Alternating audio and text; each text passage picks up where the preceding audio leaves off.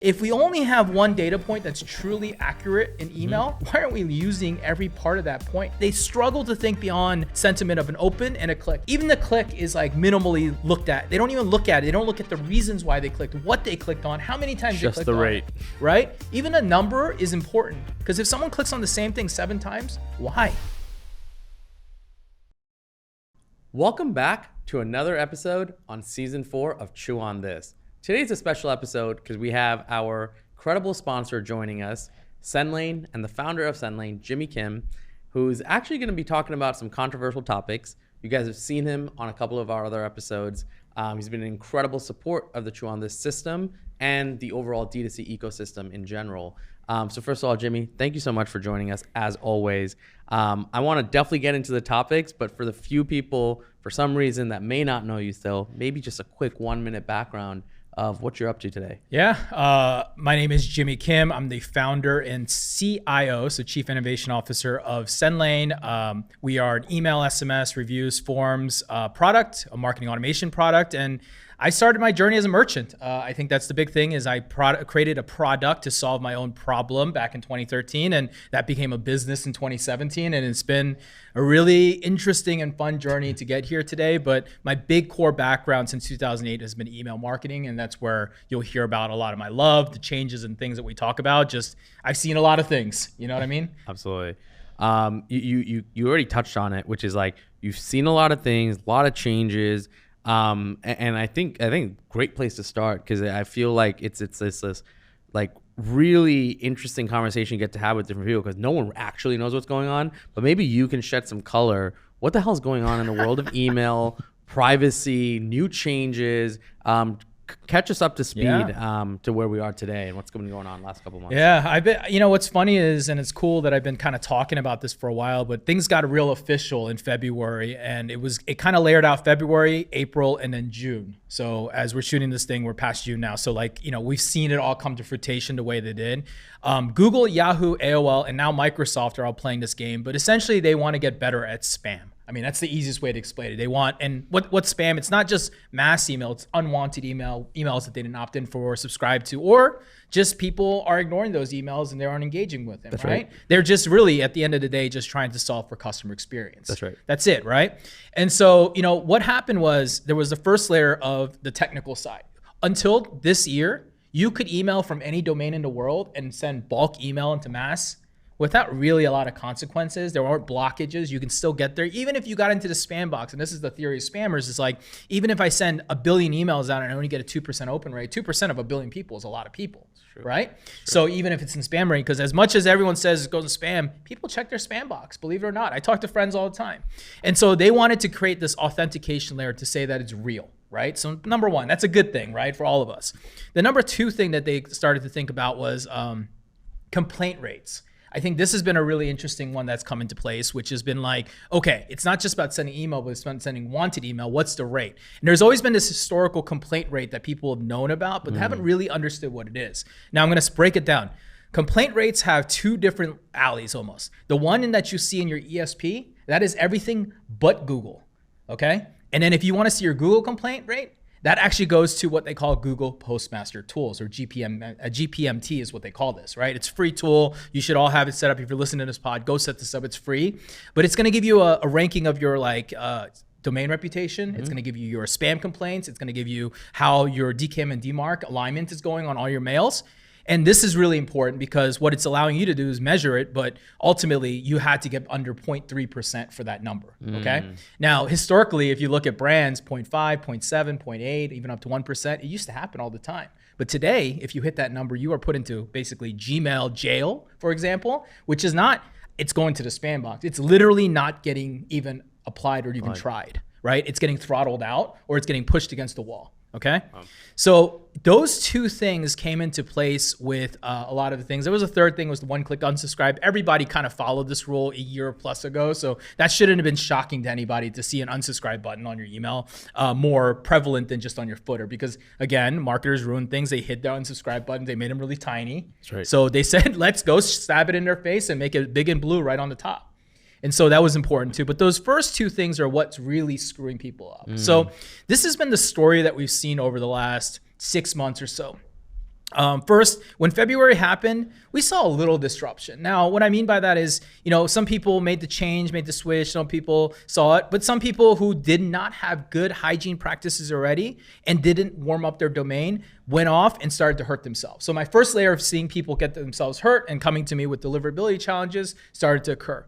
Then in April, as they strengthened, they basically started at 50%, went to 75%, went to 100%. At 75%, we saw next layer of people starting to appear. And then now at June, when it went to 100%, I mean, we're seeing more and more every day. And here's the thing. There's two really weird things that are going on. Number one, people don't look past the surface layer of their data. And what I mean by this is, and I am probably the only person who talks about this, but I call it by TLD reputation, or top level domain. That's like your Gmail, your Yahoos, your Verizons, and being able to see down to the next layer, not just the overall holistic data, but the next level. And the reason why is because there's things like bots. So again, like as you're probably listening to this, you probably either experienced it or you may still be experiencing some of the changes that happened. Microsoft, in their effort to go figure their stuff out, unleash a ton of bots into the system ultimately. And what bots are like expired spam traps or like bad emails or, misspellings. It can be anything. But when the ISP or any of these services own those bots, what they're doing with those bots are they're injecting them, they're making them open, they're making them click. Like human behavior. But the thing is, they do it almost instantly, right? They open, click all your links and move on because they're seeding, indexing, they're scraping, whatever they might be doing.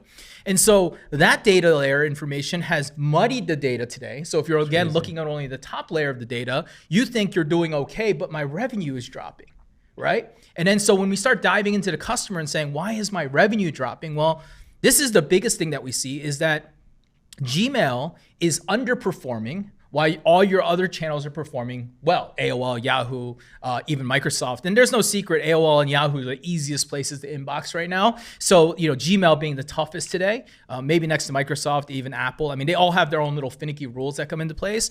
But you start to see that their Gmail performance is really low while the other ones are pegging up, giving them a superficial metric on the top that makes a person go, oh, I must be doing all right, but my revenue is not there. The reality is that your Gmail users are not actually getting the email. Where anyone who knows Gmail users were 6 times more dollars than any other TLD because that's where all the dollars are. The most sophisticated buyers are on Gmail, right? Some people might argue Apple, but really I think that most people still use a Gmail to purchase. Right. So that kind of started to create a lot of problems for people and businesses. So, when I go back to looking at this and, we've been in our business, for example, we've been trying to be really good about the deliverability side of things because not only do we own our own infrastructure, but we're experts and we need to be learning this stuff. Well, this thing threw us for all sorts of tailspins this last 6 months. It's been a really interesting time. In our background, we have this really cool like AI machine learning system that we use to optimize delivery. We're using third-party networks. We're looking at spam complainers. We're looking at bots. We're looking at, all these different things that are happening in the market. And we're trying to congregate and make best decisions for delivery because not all emails are the same. And my job is to not only get the email out, but also protect against the things that are not good. And so some of those things came and screwed up the data because we started getting false data, both positive and negative, meaning like we're not seeing data, right? Remember when iPhone changed their stuff and now your pixel is not getting fired on a Safari device, you're no longer getting the data that you used to get. So it looks like the person might have gotten 500 emails and never engaged with one. Most likely to us, that sounds like a bad email. But the reality was there was a deliverability layer that was causing that second problem to occur. Crazy. So our systems even had hiccups throughout this time and we were trying to figure it out. And recently we've solved most of them at this point and we're seeing everything kind of go up to the right again. But these are all like challenges that everybody saw today and they're still experiencing right now. And most of the people who are coming to us right now at the brand level, they're like, something's wrong with my email program. And it's not like their strategy is wrong, nothing's wrong. They literally didn't warm up when they flipped to a send domain and that's what fried them. Or when they tried to warm up, what happened was their data was actually pretty bad and there was data hygiene problems because they might have been using the wrong way of a third-party intent tool or something like that and collected a lot of data. And then they tried to layer that on and send that out and ultimately fried themselves into a hole. I think one thing you just said was like everybody's strategy is like going well. I think it's actually the opposite. Because I think over the last couple of years, everybody's strategy on email went from, okay, we're going to blast our email list to everybody. Then it came down to, okay, let's do like whoever's been opening our emails. And then you get to like this engaged list. What about now, right? Like what about the fact, from what I'm hearing is basically saying that I can't trust any of the data around opens or anything like that, because either bots are involved, the open rate is pretty much skewed. Yep. We're not getting the full amount of data. So what is the best way marketers should be assessing, one, how to strategize in terms of who to send to? Yep. And I think just that. Yeah. So let's talk about this, because you're right. Like, open rates are one of those fallacies that everyone, for some crazy reason, no matter how much we try to beat this in everyone's head, everyone loves chasing open rates. Yeah. And it's unfair to look at an open rate at one system to another system, because everyone calculates those open rates different. Do you guys know how an open rate works? You get an email and you open it? Yeah, but do you know how the mechanism is? No. Okay. It's an invisible image that we place on an email. If that image loads, it's an open. Okay. That's it. It's an invisible image. So you're putting a 1x1 pixel, and it's an invisible like blank, and you're just putting on the bottom of the email basically. And if that email fires, that's an open. That's the sensor basically. Correct. So then if you send it to 20 people and you forward it, then you get 20 opens.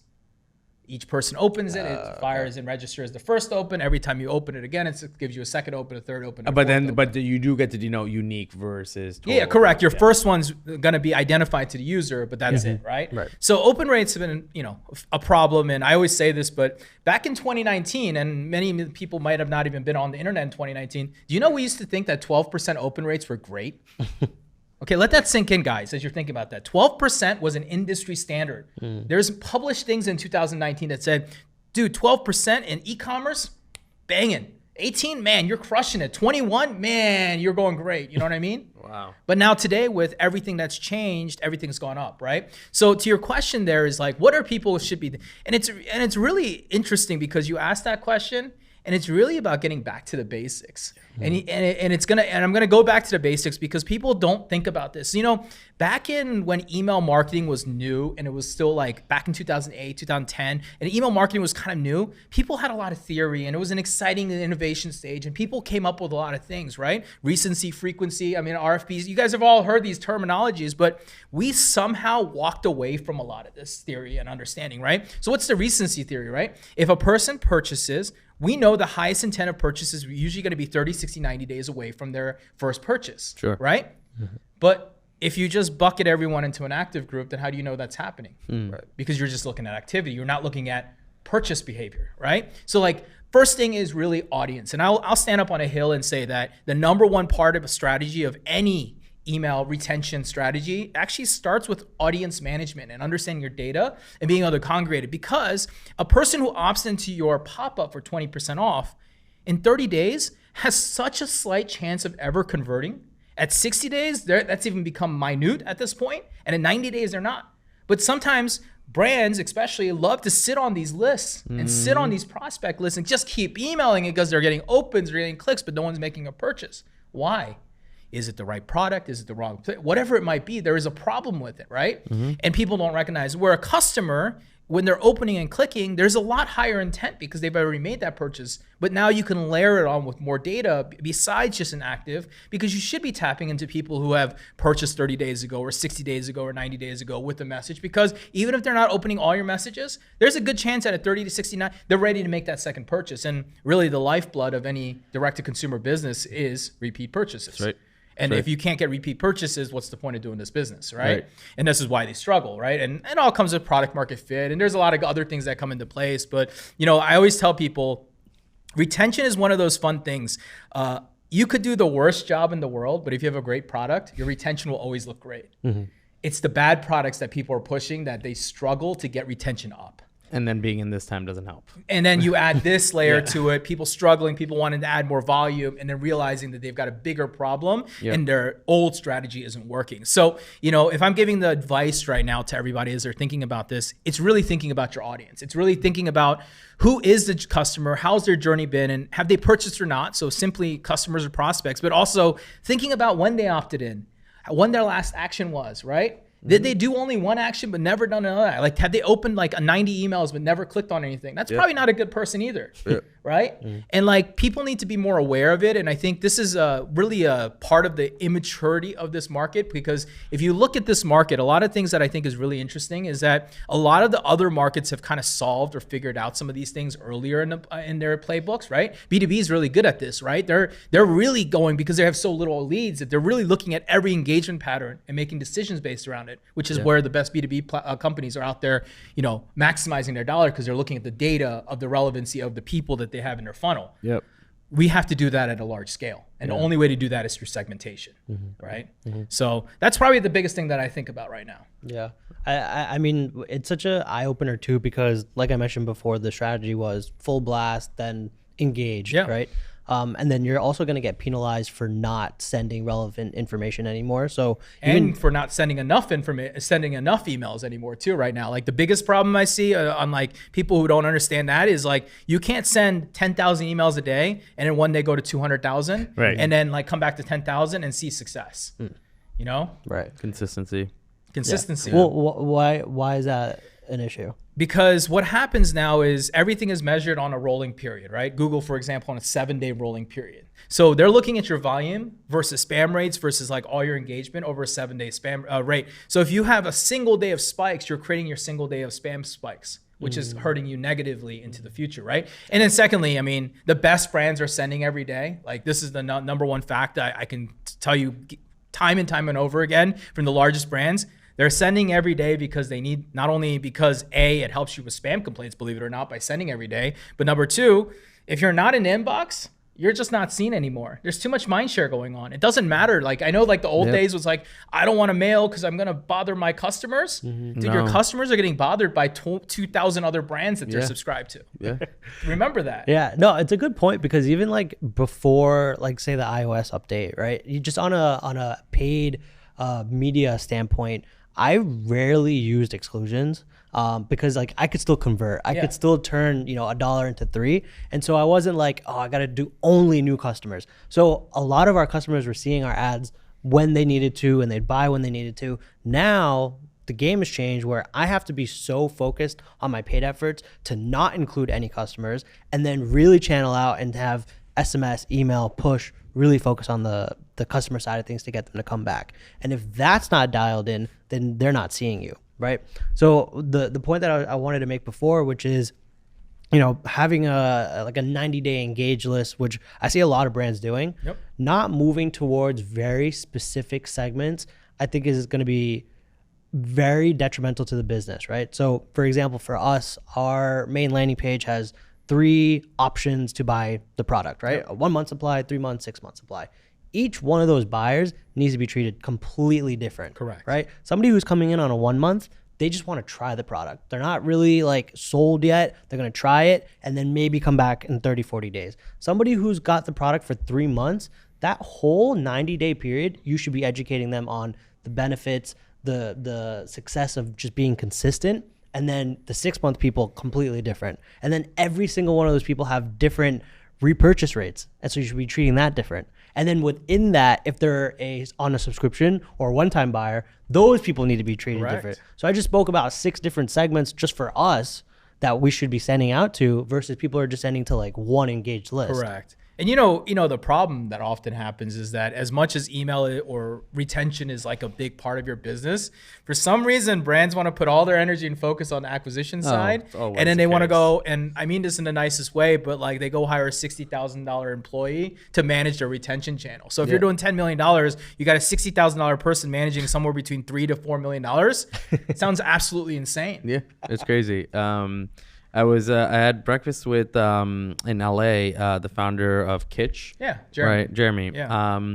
And he mentioned something that was like really interesting, because we're going over like org charts and stuff. And for his retention team, the way they kind of go about it is similar to what you were talking about right now, which is they have like they call it CRO for email. So they have a whole CRO team for email. Yep. And for them, it's like click rate optimization, not conversion rate.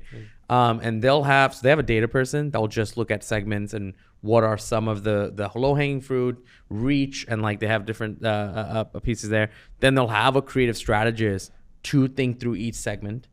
And I mean, they have the luxury of being, a 9-figure brand, but And then they have their designer, right? And then they all have their implementation specialist. So it's like somebody that really knows the platform well and will do it. And if you think about it, 4 people, right? But each person's role is so indicative to like how this is going to perform. And if you think about you kind of flip the script and you go what we do for our website and landing pages. Yeah. Like I know Ash, like he'll spend if he has to spend 10K on somebody to like give us a few tests, he'll do it. Yeah. Right. But like when it comes to email, which needs that level of like understanding too, which is what if someone opens the email, what are they reading? Where are they clicking? What are they doing? What can we move up? What can we move down? What can we test?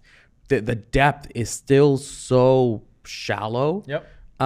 It's like we're not here to complain on this pod, but I think it's like I don't know when that shift's gonna happen. Obviously, there's been a huge shift in like I need retention to work now, but there's still not enough depth of like, well, what am I gonna do to make it work? And I think it's because for so many years it was just expected.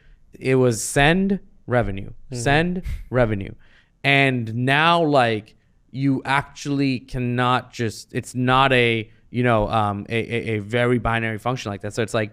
I don't know how that shift's going to happen where maybe some of this tightening is actually going to help the play of retention of like, hey, you have to take this seriously and learn it versus send and revenue. Yeah, 100%. I think that retention is becoming a bigger topic, a thought process. And, again, expected. I didn't even look at the product or think about it. Now I'm like looking at Hyperactive. I have more founders and more VPs and people are more involved in their email program than ever. I've noticed that lately. And I think that's because people are like, oh crap, like this isn't doing what I did. Ad side's not doing what it's supposed to do anymore. Things are just changing and it's just evolution.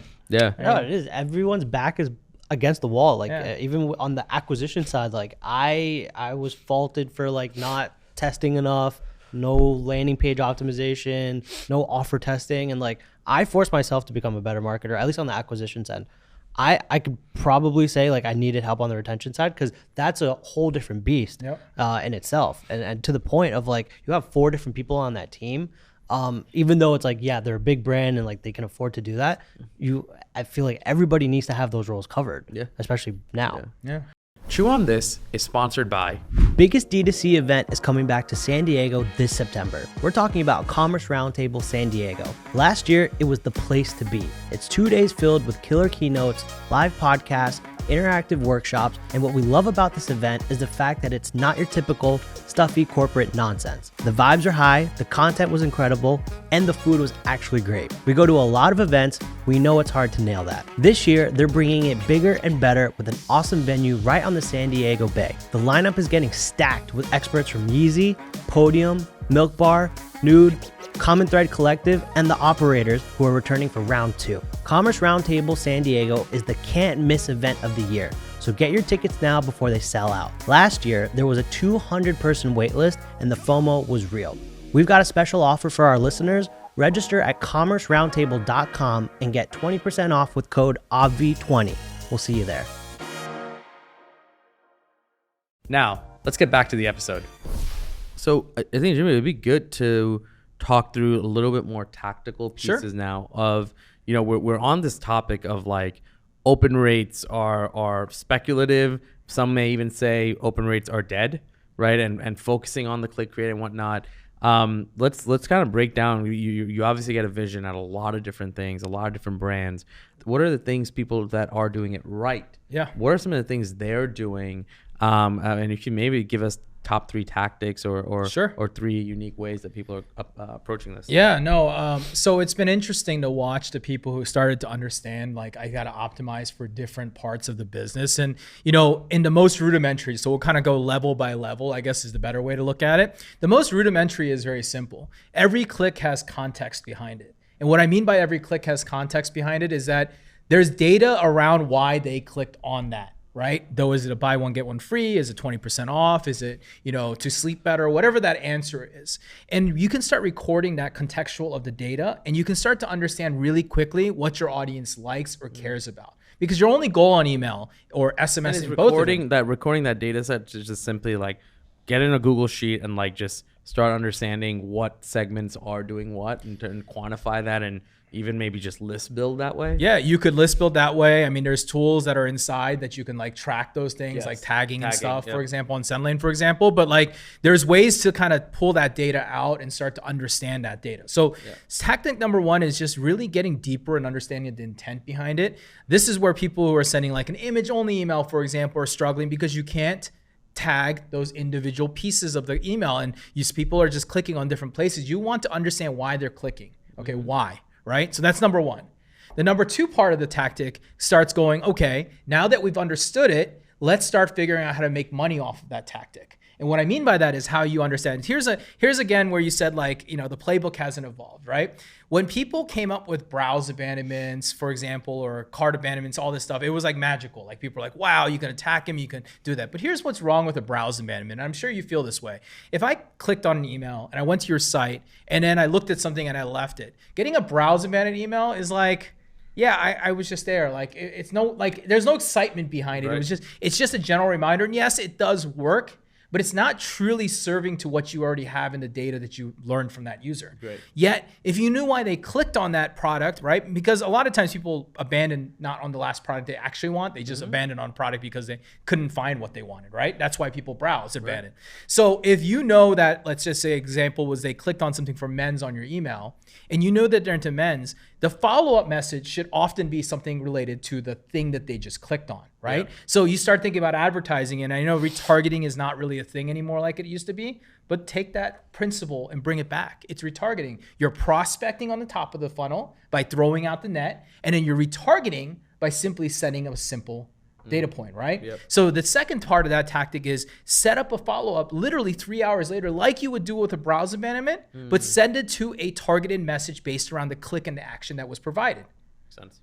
It's really simple if you think about it. It's such a simple logic, but no one's doing it today. And sometimes you'll hear people be like, I segmented my recent clicks and I sent it and it worked really well. Well, duh, because if they clicked, right? If they clicked and they didn't buy, there's a high likelihood they're probably going to click again and they're probably going to buy, right? Yeah. That's it. It's really that simple. And you think about it. And then so you take that second layer, and then the third one, and this is the thing that I've kind of been like formulating, working with customers, trying to figure out how to make this even stronger and better. But I believe that you literally need to start changing your thought process where retention should be treated. Okay, you have your customer bubble. I totally get that customer bubble. That's like, repeats. You should send them the newest updates. You should do all the things you're doing today. But that prospect list, the way that people are treating that is so wrong. And the way that you have to treat them is through, again, individual unique funnels. And the thing that I want to see, and this is what I believe into the future, is like, you got to treat it like you're building, when you have a funnel now, you click on an ad, you go to your landing page, you probably have a single page effort, or you're selling a product, you've got a long form, they go through funnels, quizzes, whatever, right? But in email, they get to this and they just want them to click and buy. Think about that. It's broken again. But what you can do is you can get them to click, again, tell you what they want to learn about, then put them down those individual unique funnels around the topic. And that probably ties in with the PDP and it ties in with the flow. So it's not just the email side, but you're going to have to tie the two pieces together. And what I mean by that is if I get the people opting in, let's just say, okay, I'm going to take 100,000 people and they opt into my prospect list. They got 10% off, but they never purchased, right? Yeah. What is that list? That list is just a highly targeted, warm list of people who are interested in. Now, in advertising, Ash, what would you do to those people? Target. Yeah, right, exactly. So why aren't you doing the same thing with the email side of things? Why do you put them into your normal campaigns when they've told you what they're interested in? That's right. Right? You should be putting them down their own unique flows based around their actions and their data. And this is the thing that people aren't realizing is that if we only have one data point that's truly accurate in email, why aren't we using every part of that point? Right. This is the problem where people can't think, like they struggle to think beyond the sentiment of an open and a click. Even that part, even the click is like minimally looked at. They don't even look at it. They don't look at the reasons why they clicked, what they clicked on, how many times they clicked on. Just the rate. Right? Even a number is important because if someone clicks on the same thing 7 times, why? There's some high intent there. There's a really high intent there, but people don't think like that. They go, oh, well, they just clicked on it, so it's a bot, whatever it might be. But actually, the real reality is they probably opened and looked at it 17 times, and they're like, I'm thinking about buying this, but if only knew. But imagine if 3 hours later you sent them something relevant more about that topic, or the next day you continue to follow up with the relevancy of the topic until they exited your funnel, Right. and then you throw them back into prospecting.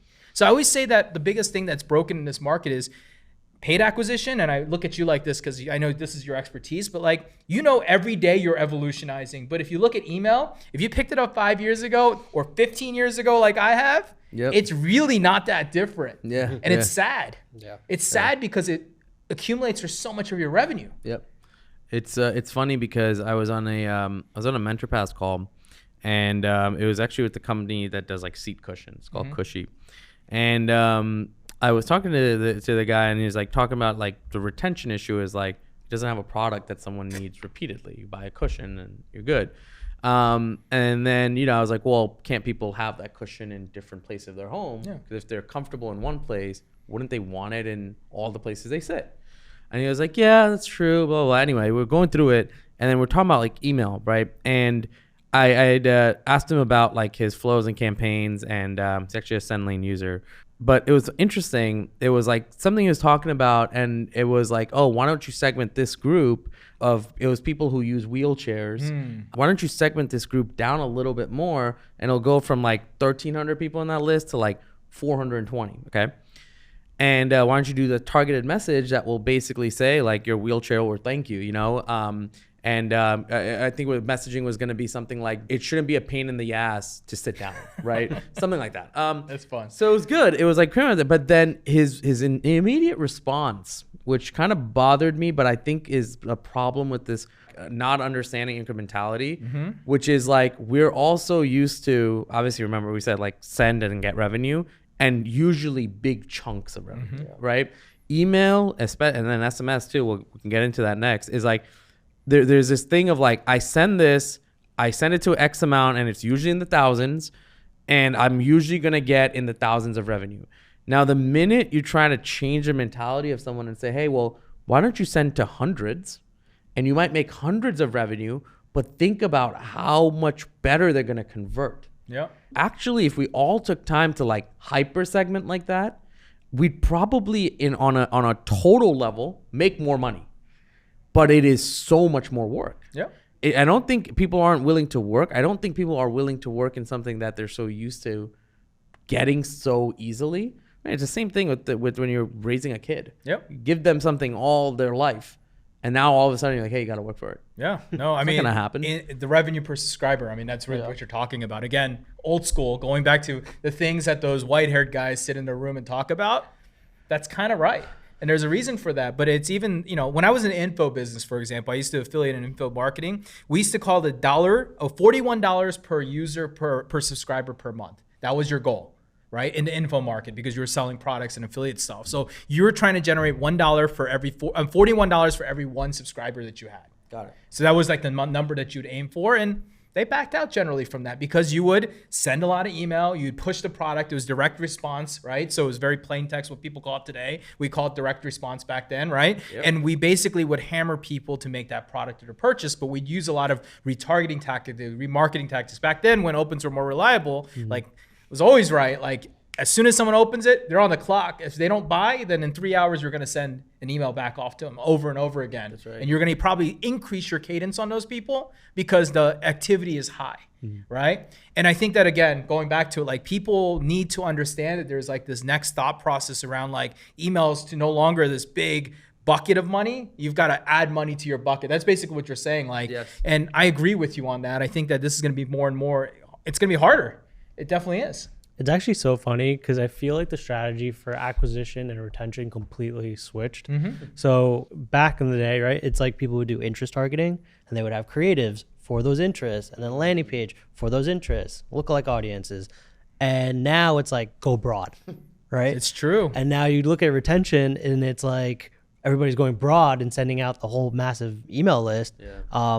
But when you should be, all right, this group of people should be seeing this group of people should be doing that. And it's like, you're already doing it for acquisition. or you were doing it for We're acquisition, doing it, yeah. do it now for retention. Yeah, you're right. I think it is funny because you're right. Lookalike audiences. I mean, when I was running a brand, we were running lookalike audiences and interest groups and everything. And then I remember, like, I left a brand and people were like, yeah, we just do broad targeting now and the pixel takes care of it. I'm like, how does the pixel just take care of this problem? Sure did for many years. Yeah. You know, they did a good job doing that. And, you know, maybe that was you could look at it as a benefit or whatever it might have been. But yeah, that definitely made people lazy. Yeah. Yes. Yeah, that's probably the answer. It's probably made Yes. people lazy. And, you know, yeah, that's it. Retention is going to take work. I mean, that's basically what the message is right now, is that retention does take more and more work these days. And it's not as easy of a channel as it used to be. Well, I mean, if you just take a step back, right? I feel like we're in this like weird time where nobody's loyal to any of the brands that they buy from anymore, right? And so if I'm buying something new for the first time, I've bought, but I'm not sold on it yet. And if you're going to keep spamming me with, there's a sale, I'm not fully learning about the brand. I'm not feeling connected to it. I'm just like, all right, cool, I can buy whenever I want to, right? Versus if I'm getting very specific information for them, I'm getting value, I'm getting education. That's a brand that I can resonate with, Sure. right? Or even for us, it's like getting people into the community. There's a reason why you've bought into Avi. And so that's where I think people are, again, lazy and they're not giving that value. And if you can give that value, it sounds like a lot of work where you got to segment. Instead of sending to 40,000 people, you send 10 emails to 4,000 each. I feel like conversion rate can be way better. And you've actually given a reason to somebody to be like, you know what? This brand actually sent me information that I actually care about. I'm going to buy whatever, I need to. So Yeah, 100%. I totally agree with that. No, it's true. Very true. So we've touched a lot on email, and I don't think the apple falls too far from the tree with SMS. What's been going on there last few months? Are there any critical things that we should be talking about, and anything that's upcoming in your realm?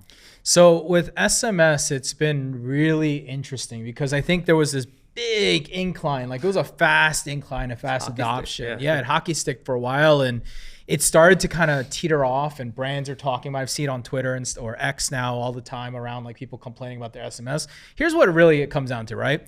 Before, the reason why SMS worked is because people had nothing to do but look at their phone through COVID, and then even post-COVID a little bit, they got used to it, right? That was the first layer of it. The second layer is like the saturation has become insane, and it's not just D2C brands. It's like every person is texting you. Your plumber's texting you now. Pizza Hut texting Pizza text. I mean, yours, Amazon. Everyone's texting you now. So now the message channel has gone from like a quiet channel to a really noisy channel. Then you add the third layer. SMS was never a good channel for mass batch blast marketing effort. It was designed for like real-time effort, right? Like your abandoned carts or some notification or whatever it might be. And I think those three things are starting to clash into each other when that there's just so much more noise in the market. People are trying to get creative in SMS, which we all know that you can't get that creative unless you want to blow a lot of money on it. And even when you do blow a lot of money on it, it's still not going to actually result in anything better, right? You literally firsthand, Rod, and we joke about this, but without throwing anyone under or doing anything, you experimented with what a 5-cent SMS versus a 1 cent and the end result, and it was very minimal versus the dollars, right? I talk about this all the time. Like, don't send more than a 160 character SMS because literally the results almost always are nothing. Yeah, you could argue, an MMS on a Black Friday sale. There's always outliers, right? Yes. But in the general terminology, it just doesn't matter. Why? Because if you can't say it at 160 characters, you probably can't say it in 320, and you probably can't say it in 760. Like, that's my humble opinion. Yeah. Like, you got to be able to say it. This is why, like, back in the day, a lot of people hated Twitter because they didn't know what to do because it was locking you at 160. But there was plenty of people who could say a lot of things at 160. And that's kind of the same thing. So we see that. Good point. Well, I feel like with SMS, it's all about just selling the click. Yeah. Right. And that's all you need to do. There's no Correct. open, there's no nothing. Just sell the click. Yeah. And you should can sell do the that in click. 160 characters. Yeah, that's it. You just get them to do something so you can let the landing page sell the rest, right? Your job is to just get the person to come look at that page, and immediately they're probably going to be on a mobile device, right? So if your clicks aren't optimized to a mobile page, that's problem number one that I see too, which has been really interesting, is they just let the site take care of it. That's not how it works. You should have a mobile optimized funnel. But the second thing I think is really again goes back to the whole thing. Everybody has taken SMS and muddied it into all the same data. It's the same thing you hear about email. And to your point, they are literally the same thing. One has email and email regulation, SMS, but the channel and the output are similar.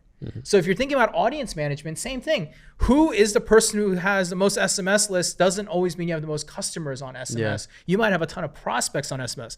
In SMS, it's even more true. If I opt in for my 20% off coupon on your website right now and I get my SMS to say yes because I really want my 20%, and then I don't buy, what's my chances of coming back and buying tomorrow, the next day? They decrease so fast. Yeah. But the same thing is happening right now. Everyone's spending their money, blasting their prospects and blasting them. And it's okay to send enough and get some things, but like sunset them, get rid of them. They're clicking 90 times and never made a purchase. They're probably not good for your channel.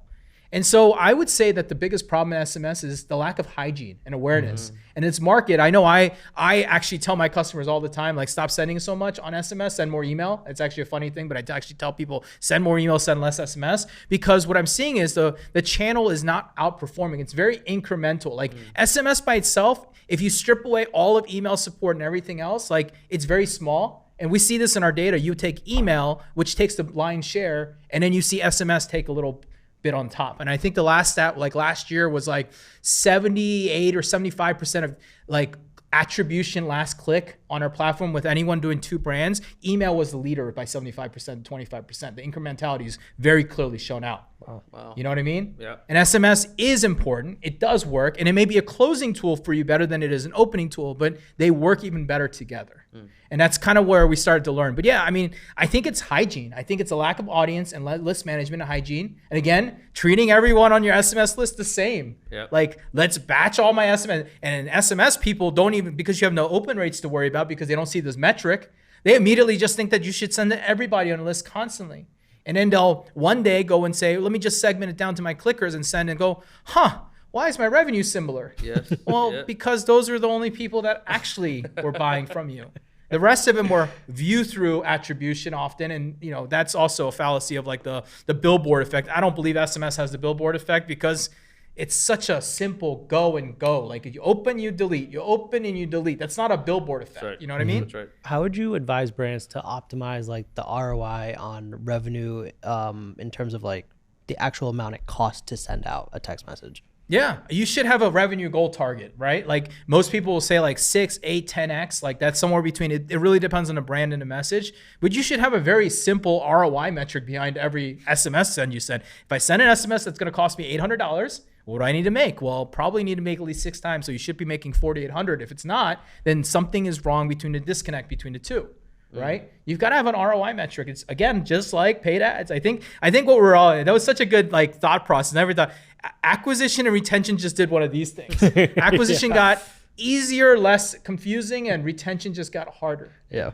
That's so interesting. I feel like I just got my mind blown thinking about it. You know, I never wanted to get in paid ads. Gonna talk about it all week. Yeah, I know, because I never wanted to get in paid ads because paid ads is so hard and changes so much. But I just completely realized, flipped. Yeah, now retention is the one doing it. And I guess it makes sense. Everything's got to catch up on its own. I don't want to deal with it again. Yeah, you don't want. You're not Stick to interested. acquisition. Not interested. It's gotten easier. I will say that one lesson we went through, which was overspending on SMS, right? I think one cool thing that came out of it, right, which is like something that's always on people's mind, but don't have the stomach to spend to find it out, was like the true incrementality that came out of overspending by 5x on SMS by sending 5x the larger message, emojis, MMS, whatever you want to call it, right, was maybe 10%. Like it was 8 to 10% in like the total revenue increase on the SMS's portion. And like you look at, obviously, you know, for us spend wise, maybe it was like 4x more, right? Yeah. When you do that math and you learn, it's like one thing that we 100% can now statistically say is if we spend more on type of style of message, we are not getting that much more in. The ROI is not coming back. Not. And I think we all knew it. Many of us love to look over the cliff. You know, when you look over the cliff, you're like, if I jump, I'm going to die. Like some people are like, I don't know, maybe I'll survive. Yeah. Like you'll die. Yeah. If you do this, you'll die, you know? Like there's no other way to go about it. And this is I mean, again, without getting into a large sum of money. So the test was very prevalent. Like, Yes. It was prevalent enough. And so I think I think that was really, it was a good finding. And I think the other piece in the SMS portion, which I love that you said, is like we're in our bubble of ecom and ecom founders, and we just think it's like, oh, we're so competitive with e-commerce. Everyone's texting. It is literally everyone. Like my son's daycare now, instead of emailing when like there is a power outage or the kids have to be picked up early or there's a day off, they're only SMSing. And I don't know why they do this, but they send the text message where it's like breaks up into 2 different messages. It's so annoying. There's a solve coming for that, my friend. Oh, is it? Yeah, it's called RCS. RCS, iOS 18, iOS 18 Yeah, in September. RCS is coming. You'll be able to flick on RCS, and no longer will your green bubbles be broken up to 3, 4, 5 texts. It will be one crazy. text. And I heard Apple didn't really even talk about it in their update because they were like, Because it's briefly Google. mentioned. Yeah, because it's Google, right? Like, why would you want to say? And this Basically, too. they're saying that we finally agreed to Google. It's Like, crazy. This is the first time, so it's very exciting. But yes, that will fix itself. But Yeah. To your point, going back to it, yes, everyone messages. Just everyone's messaging, and it's like I don't want to look at. I don't look at the context. I just want to clear out my message so that it's unread. Yep. Right. Sorry, it's read from unread, and I think that is starting to happen more and more and more. What is really really interesting is like the one piece of like thing that keeps this bubble very tight still is the fact that outside of email and SMS, a new form of communication method direct to a consumer hasn't begun, right? I mean, AR and VR may when we get mass adoption, but until then, like this is it. Yeah. I mean, Right? well, there's other ones like WhatsApp and all these other places, Push, but yeah. they have such crazy limitations. So we have been researching WhatsApp because it's on our product roadmap to release. Here's the challenge. I'm going to tell you the funny challenge that it comes with. Meta, right? Meta only allows you as a business to send 1,000 messages or conversations up front. And if you get a large engagement of conversations, they will allow you to go to 10,000. If you get a large, and this is where we don't know the numbers, but there's a percentage there of engagement. They don't want someone to just look. They want engagement, two-way conversation. Wow. Because so the the way 1,000 people you sent to, like, they need to be talking. Correct. So like I'm Jesus. imagining open rates, right? 20, 30% you think about is what you really want to achieve. And if I'm using that basic number, you send 1,000, you need 200 to 300 people to respond to you. For Meta to say, okay, this is a real business and they have real marketing, we'll let you go to 10,000. Then you go to 100,000, right? And so this program is going to be frustrating to heck. And it might not be worth the channel preference because there's a thing. And I'm assuming Meta will, well, not Meta, they probably won't open it up because it's Meta. So they'll probably make it harder actually. So like we looked at that channel and we looked at like, we started looking at all these other app channels. They all have their limit, even Discord, right? Like there's a lot of ways to get out there to people. But the thing that I've started to really recognize, Iran, and to your question there is this. When you think about Google, why do you go to Google? You go to Google to search, right? When you go to Amazon, why do you go to Amazon? To buy. It's the same thing with email and SMS. When you get an email, when you get an SMS, and you open or click on those things, you have some level of intent behind it, interest or intent behind it, right? When you're on Discord or when you're on these other channels, that intent's not there. It becomes more of that social selling where it's like disruptive selling ultimately, right? I actually think ads would work better on Discord than they would be for That's a direct why message. until TikTok Shop released TikTok Shops, TikTok released TikTok Shops, like ads on TikTok didn't like work that great. No. Because the intent there was to scroll and be entertained. Correct. Not to go buy. Yeah, and that's why they're not letting you take information out of the platform. They're making the purchase experience through the platform. These are all the same thing, right? And I think the future is not more channels. I think it just becomes, this is the hot take is like, I always say like e-commerce has to start growing up because it's just a channel. Diversification is now becoming more relevant and the brands that are growing up today are diversifying. Yes. And that means that you won't own a customer. The dream is all to own a customer and have all the connections. But the reality is the best customers are in places that you can't own them. Damn. That's a line. Yeah.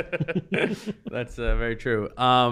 You touched a little bit on the roadmap, and one of the last things I want to touch on is like anything else that you can give us a sneak peek on what's coming on the Send Lane route, or in general, what you're seeing in the market to just be aware of? We touched on a lot of like stuff that we should be doing. Yeah. But what else is coming that we can maybe prepare for? It goes back down to a lot of the principles around things we're thinking about right now, around like how do we encourage more clicks? How do we start taking more data and information out of it? For us, especially, like we're focused on, we've got a lot of projects going on about adding features and different things that we have. But as we think about innovation, we think about how to drive more ROI for the marketer. That's like, to us, that's where you have to be thinking about innovation with the lead of revenue, not with the lead of a fancy tool or shiny object, but like how do you create them? So, we already have something called tags, which is something really special.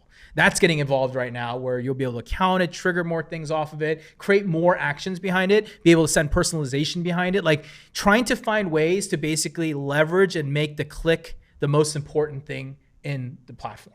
And that's what we're focusing on right now as a business. And I think that is going to be a really big part into the future, because honestly, there isn't a lot more to revolutionize outside of what there is today, right? Sure. And and there's all these things that are the big thing that I want to do, which is like lifecycle improvement through real machine learning and AI that I want to build into. But I'm not going to get there for at least a couple more years. But right now, it's like, how do I continue to build and really drive real value out of the product? Because we're only as good as the value we provide. Yeah. And that's like what I realized, the commodity play, right? Like we are a commodity at the end of the day. Yeah, we have different tools, lights, whatever it might be, but it's a commodity.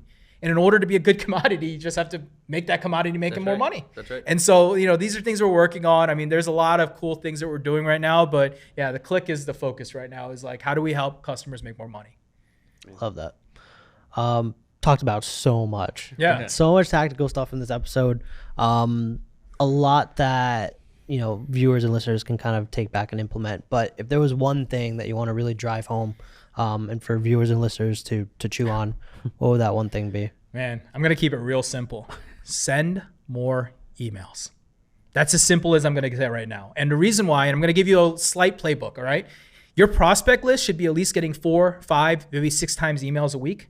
Why? Because you need them to buy or get off your list, okay? Mm-hmm. Think about that. Because when a prospect, the day a prospect is on your list and has not purchased yet, means that they're already one day behind. Meaning like the opt-in at least one day or further. Mm-hmm. So your goal is to get it to make purchase as fast as you can or get off of your list, right? And I think that people taking that and then taking the deliverability challenges that have happened right now and trying to find balance, this is the way you'll find balance behind it. If you opt into any of our largest favorite brands, they all email every day. Mm-hmm. I mean, let's talk about True Classics. You guys just had him on here. Yep. I don't know about you guys, but I got one every morning. Oh yeah. And I don't care. It doesn't bother me because I like their product and their service. So I'm cool with it, right?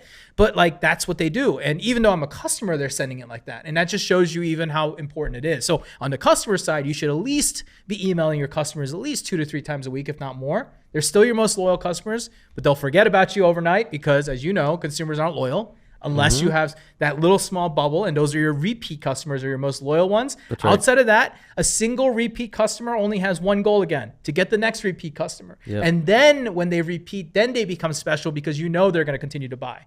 But until you can get that person who's purchased to repeat, you only have 30%, 33% success rate of those people who purchase and repeat, right?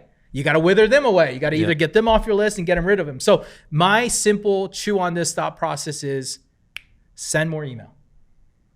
Chew on that. Yeah. Damn. If you want more from us, follow us on Twitter, follow us on Instagram, follow us on TikTok, and check out the website chewonthis.io.